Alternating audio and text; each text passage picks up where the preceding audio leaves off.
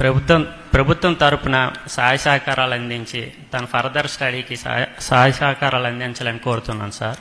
నేను కూడా డిఎస్సి ఆస్పిరెంట్ని sir. Eagerly waiting sir DSC.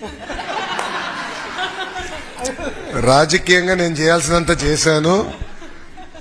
ఈరోజే వచ్చేటప్పుడు మాట్లాడా సార్తో, విజయ్ సార్తో మేము మాట్లాడాము.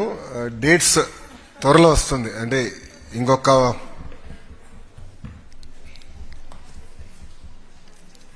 5 రోజులు నోటిఫికేషన్ విడుదల చేయబోతుంది. పాపకు వచ్చే ముందర డిఎస్సి విషయంలో నేను కొన్ని చెప్పాల్సిన అవసరం ఉంది. డిఎస్సి యాక్చువల్గా ఒక క్యాలెండర్ పెట్టుకుని నిర్వహించాలని నిర్ణయం తీసుకున్నాం. దాంట్లో భాగంగా టెట్ ఎగ్జామ్స్ కూడా నిర్వహించాం. అదైన తర్వాత ఏబీసీ క్లాసిఫికేషన్ వర్గీకరణ విషయం కోర్టులో వచ్చిన తర్వాత అది ప్రక్రియ పూర్తయిందా చేయాలని ఒక నిర్ణయం తీసుకుంటాం జరిగింది. దానివల్ల డిలే అయింది తప్ప ప్రభుత్వానికి డిఎస్సి నిర్వహించాలని చిత్తశుద్ధి ఉంది. 5 రోజుల్లో నోటిఫికేషన్ ఇచ్చే బాధ్యత మన ప్రభుత్వం తీసుకుంటుంది. ఈరోజు రిపోర్ట్ కూడా ఎస్సీ కమిషన్ నుంచి తిరిగి వచ్చింది. ఈరోజు కేబినెట్ ఆమోదం తెలిపింది.